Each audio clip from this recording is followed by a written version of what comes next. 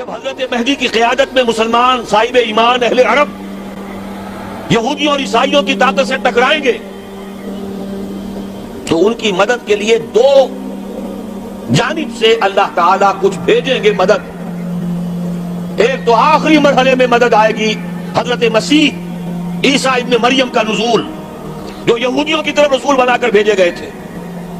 انہیں یہودیوں نے اپنے خیال میں سولی پر چڑھا دیا، لیکن اللہ نے فرمایا وما صلبوہ وما قتلوہ ولکن شبہ لہم بل رفعہ اللہ الیہ، اللہ تو اپنی طرف اٹھا کر لے گیا۔ اور احادیث صحیحہ جو کہ ہمارے ہاں متواترہ کے درجے میں، وہ احادیث جو صحیح ہیں کی ہیں، ان سے ثابت ہے کہ حضرت عیسیٰ ابن مریم دوبارہ زمین پر آئیں گے۔ اور یہودیوں کا سب سے بڑا سرغنہ جو خود مسیح ہونے ہی کا دعویٰ کر رہا ہوگا، مسیح الدجال، اسے حضرت مسیح قتل کرے۔ لیکن ایک دوسری حدیث سے معلوم ہوتا ہے کہ مشرق سے فوجیں آئیں گی حضرت مہدی کی مدد کے لیے۔ یخرجون ناس من المشرق یؤدون للمہدی یعنی سلطانہ، مشرق کی طرف سے فوجیں آئیں گی کہ جو مہدی کی حکومت کو مستحکم کریں گی۔ خراسان کا لفظ آتا ہے ایک دوسری حدیث میں، خراسان سے سیاہ عالم چلیں گے، انہیں کوئی نہیں روک سکے گا یہاں تک کہ وہ یروشلم میں جا کر نصب ہو جائیں گے۔ اور حضور کے زمانے میں اچھی طرح سمجھ لیجئے،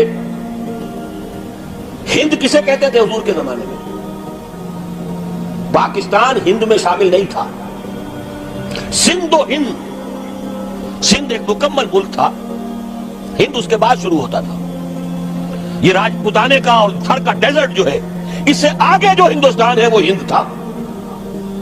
یہ جو ہمارا پاکستان ہے یہ ہمیشہ ہند میں شامل نہیں رہا، حضور کے زمانے میں بالخصوص سندھ و ہند، دریائے سندھ چلا آ رہا ہے۔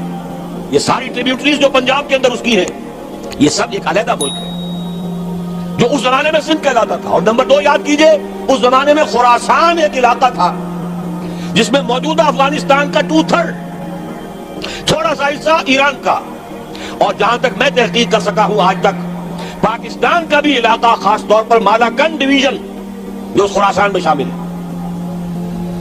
خراسان سے سیاہ عالم چلیں گے جو جا کر یروشلم میں نصب ہوں گے۔